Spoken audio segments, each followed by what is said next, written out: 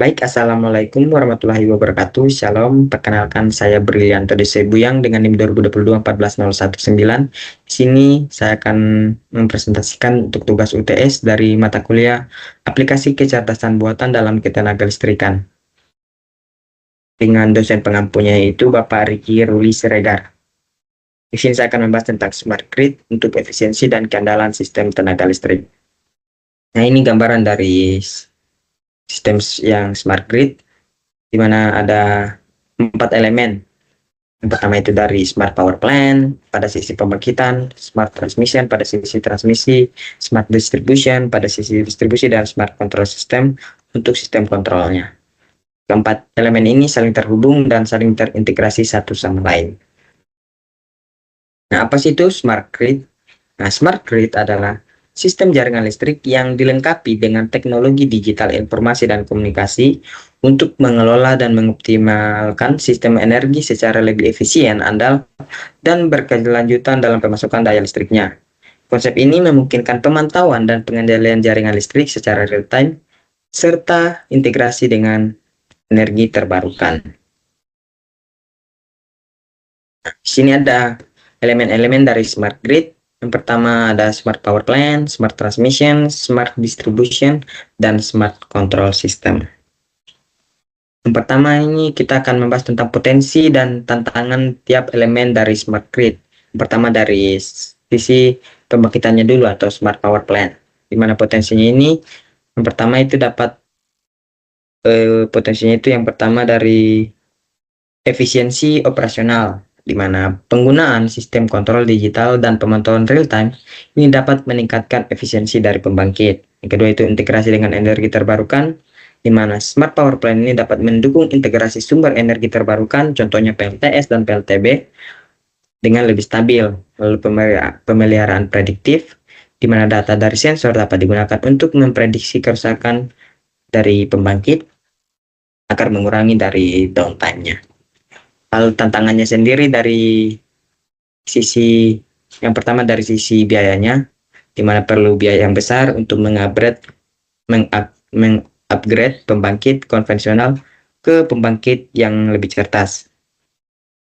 Lalu yang kedua itu dari kompleksitas integrasi, di mana integrasi antar pembangkit konvensional dan terbarukan itu memerlukan sistem kendali yang kompleks. Lalu sumber daya manusia, kita membutuhkan SDM yang memiliki kemampuan teknologi informasi dan komunikasi dan otomasi. Lalu pada smart transmission, potensinya itu pemantauan beban dan arus secara real time, di mana ini dapat mengurangi risiko overload dan mempercepat respon terhadap gangguan. Lalu yang kedua itu peningkatan keandalan, di mana smart relay dan sistem proteksi adaptif dapat mengurangi blackout. Penggunaan wide area monitoring system atau WAMS, di mana memungkinkan koordinasi regional dan nasional secara real time. Nah, tantangannya sendiri itu dari segi infrastruktur, di mana pergantian peralatan lama dan pemasangan sensor cerdas ini membutuhkan dana yang cukup besar. Lalu yang kedua itu dari sisi cyber security-nya, di mana jaringan transmisi digital ini rentan terhadap serangan cyber.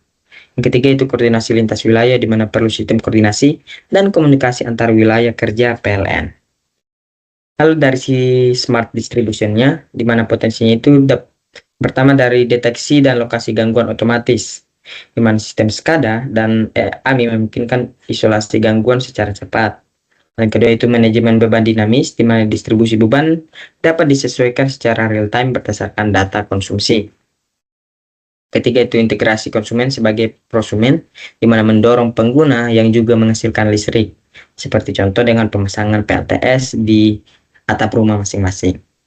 Lalu tantangannya yang pertama itu dari penetrasi teknologi AMI dan IoT, di mana masih terbatasnya infrastruktur AMI dan IoT pada jaringan distribusi. Yang kedua itu kendala medan dan topografi, di mana wilayah Indonesia cukup luas dan ada wilayah-wilayah yang terpencil yang membuat distribusi pintar ini sulit terrealisasikan secara merata pada daerah-daerah terpencil. Lalu dari interoperabilitasnya, di mana banyaknya vendor dan perangkat yang berbeda biasanya itu dapat menyebabkan penyulitan dalam integrasi sistem. Lalu dari smart control system, di mana potensinya itu pertama dari otomatisasi sistem, di mana SCADA, EMS, dan DMS ini dapat memungkinkan kontrol otomatis dan pengambilan keputusan secara cepat. Lalu big data dan AI ini dapat menganalisis data historis dan real time untuk optimasi operasi dan perencanaan. Nah, respon permintaan atau demand respon ini pelanggan bisa didorong untuk menyesuaikan konsumsi saat beban puncak. Lalu tantangannya yang pertama dari kesiapan infrastruktur yang dimana membutuhkan kecepatan tinggi dan handal. Lalu isu keamanan data, rawan terhadap pencurian dan manipulasi data. Lalu yang ketiga itu kesiapan regulasi, di mana perlu kebijakan dan standar teknis yang mendukung interoperabilitas dan keamanan sistem kontrol. Selanjutnya pada poin peran AI dalam berbagai elemen smart grid.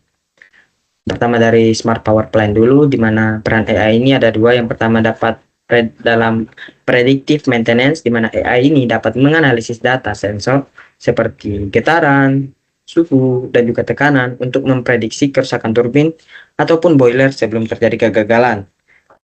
Lalu yang kedua itu optimasi operasi, di mana machine learning ini digunakan untuk menyesuaikan set point operasional agar efisiensi thermal dapat meningkat. Lalu dari smart transmission, di mana AI ini dapat berperan dalam fault detection and location, di mana AI dapat mendeteksi gangguan dan menentukan lokasi gangguan lebih cepat dibandingkan metode konvensional.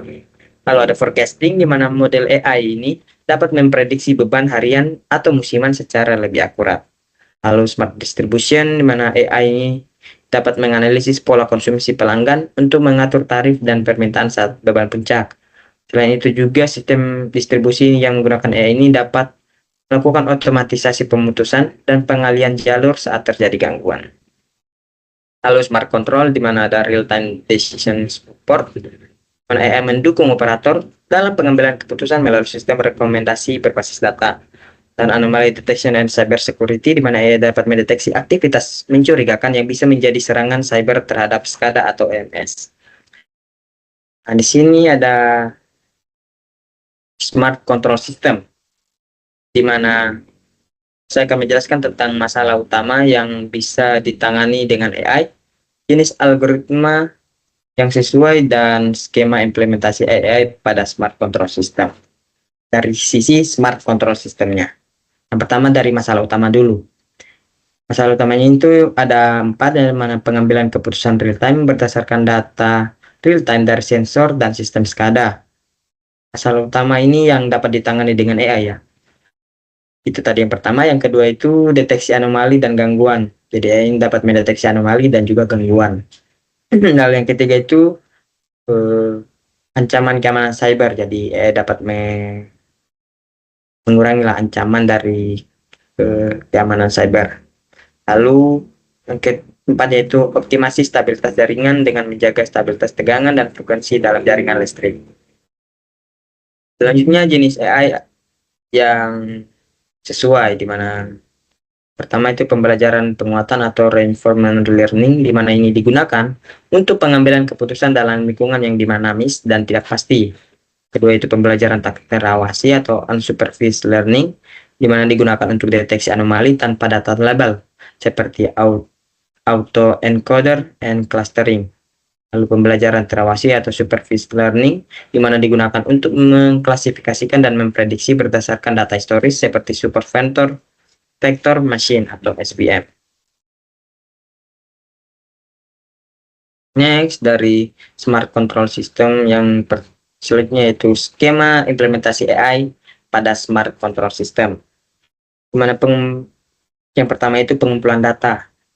Pengumpulan data ini berdasarkan sensor dan perangkat IoT dari jaringan listriknya. Lalu yang kedua itu praproses data, di mana data dibersihkan dan diproses untuk menghilangkan noise ataupun outlier.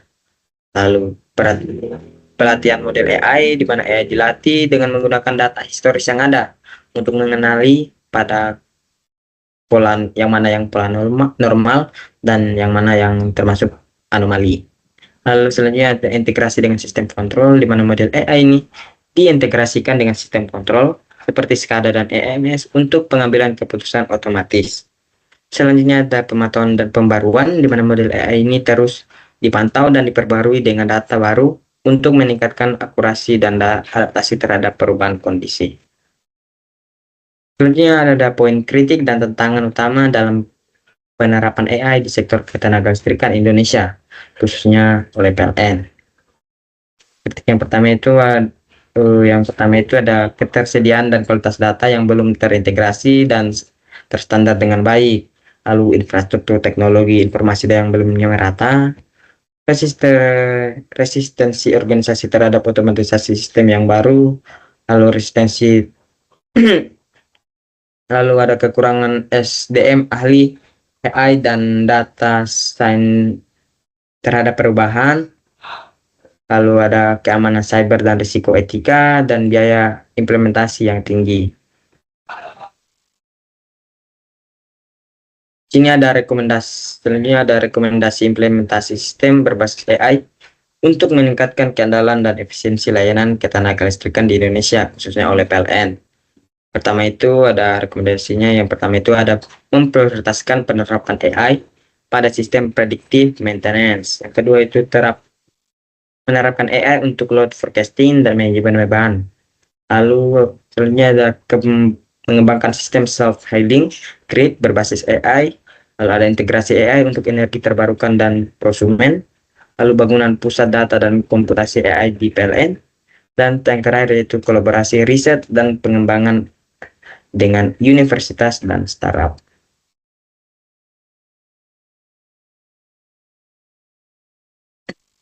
Oke, terima kasih. Nah, mungkin sekian presentasi dari saya. Kurang lebihnya mohon dimaafkan. Saya akhiri wabillahi taufiq wal hidayah. Wassalamualaikum warahmatullahi wabarakatuh dan shalom. Terima kasih.